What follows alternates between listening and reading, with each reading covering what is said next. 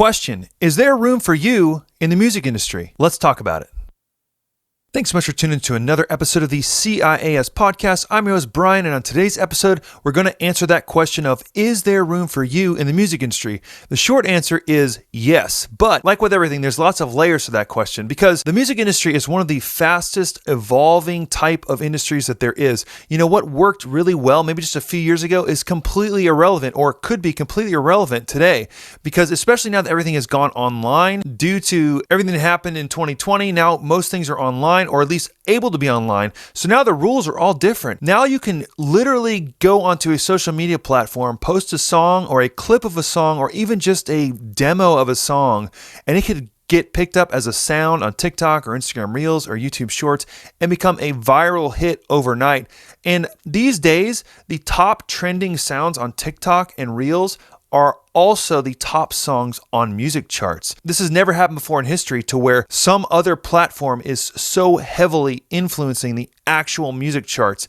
I mean, literally, if you look at the top 10 songs of the entire world right now, those are also songs that are trending on TikTok, which is incredible. And this has never happened before. In the past, the older model, there had to be an artist that was signed by a record label and then go through the entire machine of that process and put all this money and intention and effort in. And yes, record labels are still a viable thing today, still working today, but there's this whole other thing now where you can be completely independent of anything, literally just have your phone and a song in a correct time, and you can find massive worldwide success literally overnight. But with that, it's no secret that this is the case. So there are lots and lots of people all trying to go for the same goal, or at least seemingly the same goal. So is it even worth it to try? And if you tried, could you actually break through the noise? Is it possible to get recognized and be seen in this highly saturated, internet-driven market? So how do you break through the noise? Well, on this episode, I wanted to talk through 3 points to help you do that exact thing.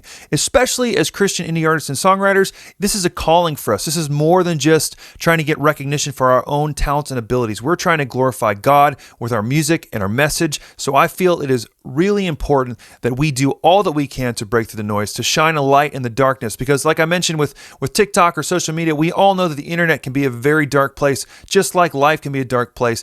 And so as our job as a Christian indie artist and songwriter, we have to do everything we can to bring glory to God, shine a light, and hopefully bring people the hope of Jesus through our music. And don't forget to stick around to the end because I have a very special bonus point that I think will really help you if you're not exactly sure of where you're headed specifically in the music industry. So let's jump in and talk about these 3 points why I believe that you do have a space in the music industry. The first reason why you have a place in the music industry is because of the abundance mentality. I think it's easy to get caught up in the comparison game to look at, wow, look at how great those guys are doing, or those girls are doing, or that band is doing, or that artist is doing, and man, they have so many fans, and there's no way that I could ever get to that level. Well, the reality is there are 8 billion people on this planet.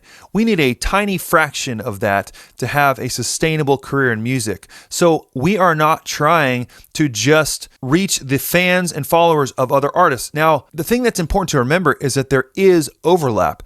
We all can and all do have multiple tastes in music. I know for me personally, I love all genres of music, and I'm a fan of many, many artists, and I bet you are too. And that's no different than our own artistry or songwriting journey. There are so many people, and we have to remember that there's an abundance of people, there's an abundance of need, so we don't have to worry about getting someone else's fans or trying to figure out how they got their fans, because there are enough people for all of us to share and to hopefully inspire through our music. So you can have a scarcity mindset that says there's only this many people and there's only this many artists and there's that amount of people and that's all that there is. Or you can look at the reality of it as the abundancy mindset is there are tons and tons of people, enough for everyone. And as we all share our messages of hope through our music and our own personal brand, it's so important that we do that because there's an abundancy of people for you to reach. And the second reason that you have a place in the music industry is because you have a unique voice, story, and testimony. Even though it might seem like there are a lot of people going after the same exact goal and maybe even doing it in a similar way, no matter what, we all bring our own experiences to the table, and each one of our experiences is meant to impact and reach a certain amount of people. Yes, it may seem from the outside that if you are a country songwriter or a country artist that you're kind of doing this thing, but the reality is that Every single one of us has so many life experiences. We have our own unique voice, both literally as our singing voice, but then also our messaging, our branding, the way that we communicate our story out there. And it's so important for us to share it because, like I said in the beginning, this is a dark world. This is a dark place. And now more than ever, the message of hope that comes specifically through you, your brand of hope, your brand of encouragement is so needed. And like the Bible says, we will overcome by the blood of the Lamb and the word of our testimony, because it is our testimony. It's our specific experience. So it doesn't matter if there's a million people all going towards the same thing. You're meant to reach the people that you're meant to reach with your own unique voice, story, and testimony. And before we jump into point number 3, if you could do me a huge favor, hit the like and subscribe button. This is the best way for this content to go out to other Christian indie artists and songwriters just like you to help them get their songs heard, and I would appreciate it so much. And number 3, you were meant to serve others. We all know that the music industry is a relational business, and that means that it depends on people having relationships, and that means it is not alone. If you're serving your own followers and fans with your music or your own messaging, or you're serving another peer who's also doing what you're doing as an artist or a songwriter, whatever that looks like, serving people is how we all move forward in this industry overall. And that's why it's so key to have a servant's mindset when it comes to this stuff, because we need to add value. As we add value to others, yes, but also to the industry as a whole, because adding value is a process, and you actually learn along the way because you'll be developing your own skills. You'll learn how to serve other artists or serve your audience. Ultimately, that will make you the guy or girl that people come back to because they know that you do that thing really well. You're valuable, not only, like I said, to your audience, but also to the industry, to your peers. And I'm not saying all this to be pie in the sky, overly heady, and we are the world-ish, but I think it is really valuable because the more people that you serve, just like it says in The Go-Giver, the more people you serve directly correlates to the amount of success that you will have on your own journey. As you serve others, you will be offering value and you will become more valuable in the process. And that is why I believe you have a place in the music industry as you serve others. And here's a bonus point. If you are wondering exactly how you fit in to the industry, what your niche is, and you're not exactly finding it necessarily the traditional path, maybe you need to carve out your own niche. You need to do your own thing and innovate within the industry, creating new pathways for people. You know, sometimes it can be painful to innovate because you're the guy or the girl with a machete going through the weeds, chopping them down and making a path so then other people can come behind you.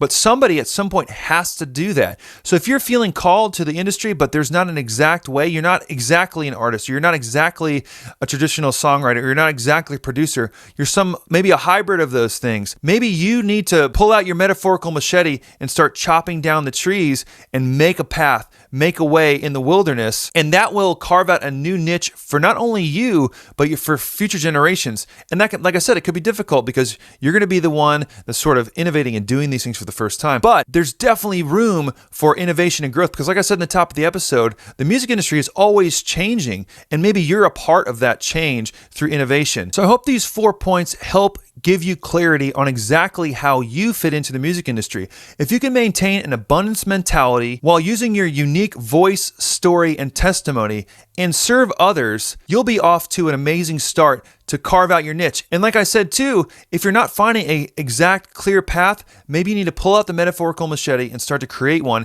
and see not only how it affects your journey, but creates pathways for future generations. It can be scary to bring a new idea or an idea from a different industry into your niche or your scene, but imagine the possibilities it can open up if you faithfully lean into that with your own gifts and talents. There's no job description or application process in most cases in the music industry, so it is up to us to go out there and start to make our own way.